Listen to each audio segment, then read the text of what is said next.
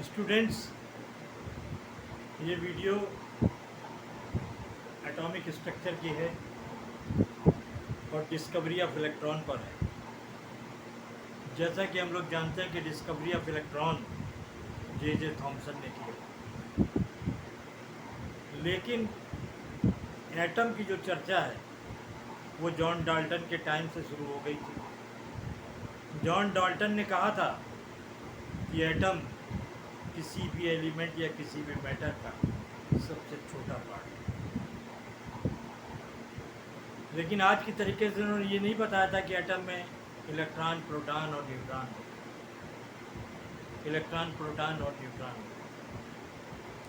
उन्होंने ये तो बताया था कि एटम आपस में कंबाइन करके मॉलिक्यूल बनाते हैं। उनकी ये थ्योरी करीब 100 ईयर्स तक चलती रही, लेकिन बाद में फैराडे और जे थॉमसन ने ग्लास ट्यूब का एक्सपेरिमेंट किया और इलेक्ट्रॉन की खोज हुई। इलेक्ट्रॉन की खोज फैराडे भी कर रहे थे, जे थॉमसन भी कर रहे थे, लेकिन इसका श्रेय जे थॉमसन को ही गया। अब कैसे ये एक्सपेरिमेंट हुआ, इसके बारे में हम लोग थोड़ा सा जान लें। ये ग्लास ट्यूब है, इसमें ये एनोड है, ये कैथोड है और ये परफोरेटेड एनोड। परफोरेटेड एनोड का मतलब जिसमें छोटे छोटे से छेद।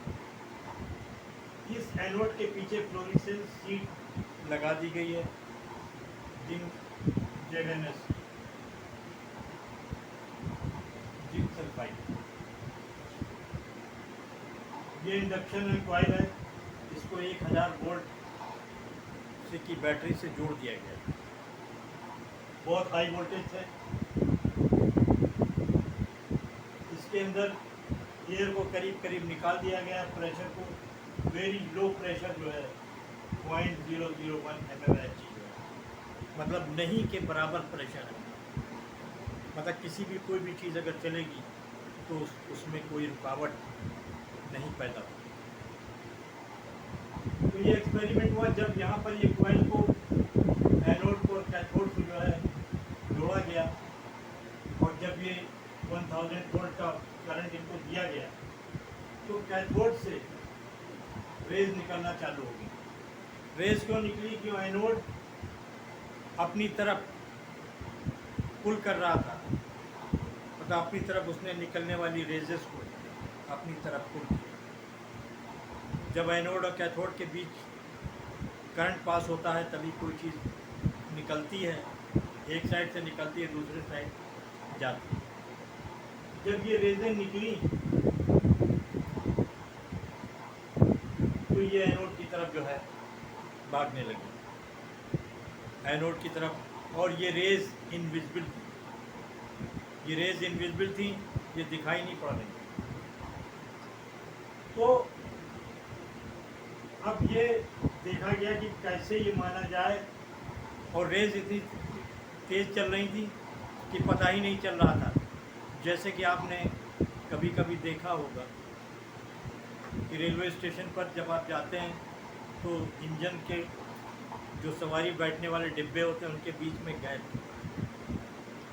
बीच में गैप होता है।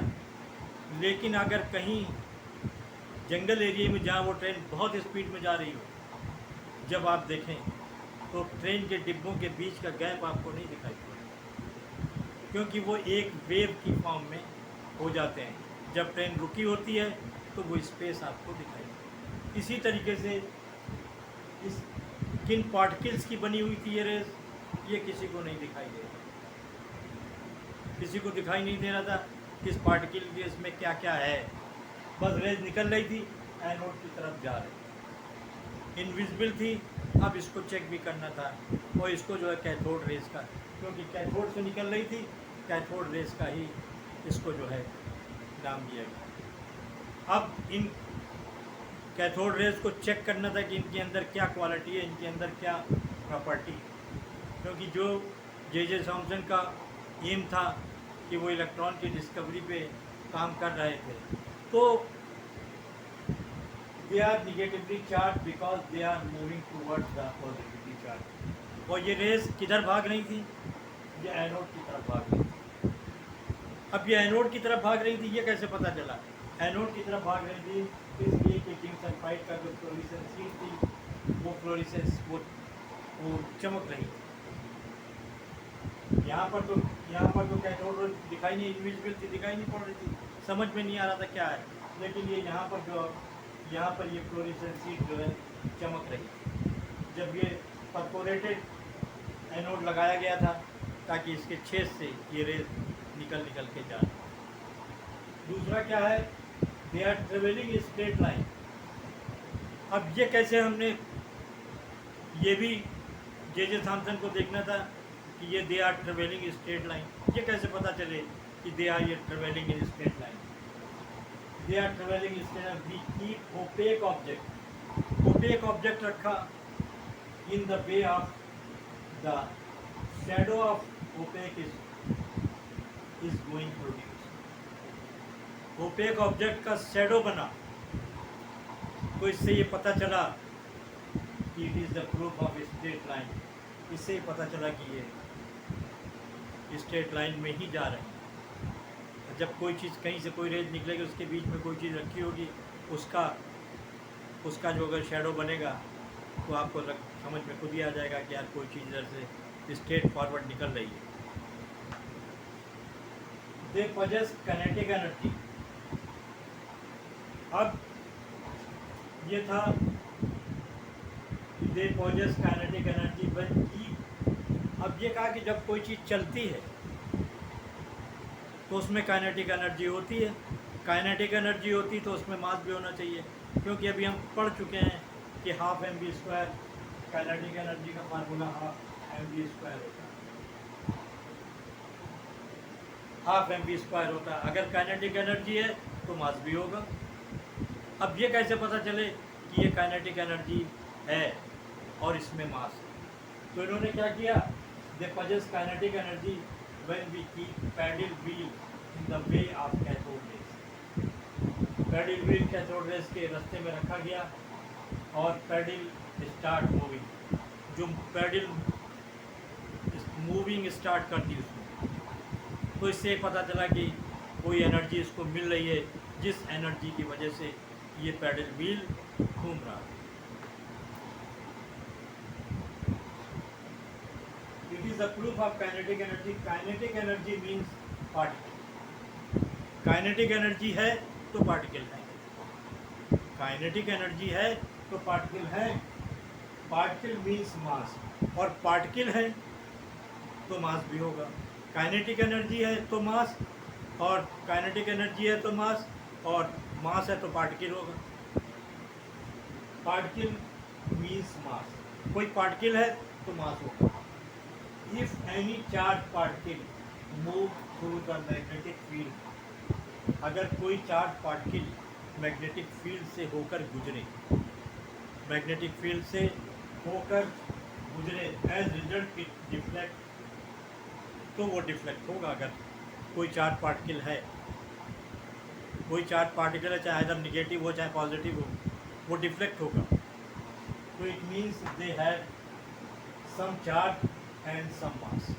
अगर डिफ्लेक्ट हो रहा है मैग्नेटिक फील्ड में और इलेक्ट्रिक फील्ड में, तो इसका मतलब उसमें कुछ चार्ज है, सम चार्ज है और सम मास है। They produce fluorescence when cathode rays, fluorescence when cathode rays attack on zinc chloride sheet. They produce x ray. ये कैथोड रेज जब हैवी मेटल पर, मतलब मेटल्स पर पड़ी, हैवी मेटल पड़ी, तो इन्होंने एक्सरेज पैदा की। तो इन सारी चीज़ों से पता ये चला कि ये इंडिविजुअल कैथोड रेज का जो इंडिविजुअल पार्टिकल है वही इलेक्ट्रॉन, और ये फंडामेंटल पार्टिकल है। एक चीज़ है कैथोड किसी भी मेटल का ले लें आप, यानी किसी भी मेटल का ले लें, तो उससे जो निकलेगी वो कैथोड रेज निकलेगी, और कैथोड रेज निकलेगी किसी भी मेटल को आप ले लीजिए, कैथोड रेज ही निकलेगी, उनमें यही कैरेक्टर होगा। इट मीन्स ये फंडामेंटल कैरेक्टर था। इसी को बाद में जो है इन पार्टिकल्स को इलेक्ट्रॉन का individual particle of cathode rays are electron. ये थी डिस्कवरी ऑफ इलेक्ट्रॉन की डिस्कवरी। मुझे उम्मीद है मैं इसमें इस चैप्टर में और आगे आपको नॉलेज दूंगा नील्स बोर और इन सब के बारे में। मुझे उम्मीद है कि वीडियो समझ में आई होगी। अगर कोई कन्फ्यूजन हो तो मुझे आप कमेंट कर सकते हैं और मैं आपको क्लियर। बस मेरे चैनल को ज़्यादा सब्सक्राइब करें और ज़्यादा से ज़्यादा लोगों को शेयर करें। बहुत इम्पोर्टेंट ये चैप्टर है फर्स्ट ईयर के बच्चों के लिए और स्टार्टिंग में, क्योंकि स्टार्टिंग में जब चीज़ कन्फ्यूजिंग होती हैं तो फिर क्लियर होना बहुत। Okay, thank you.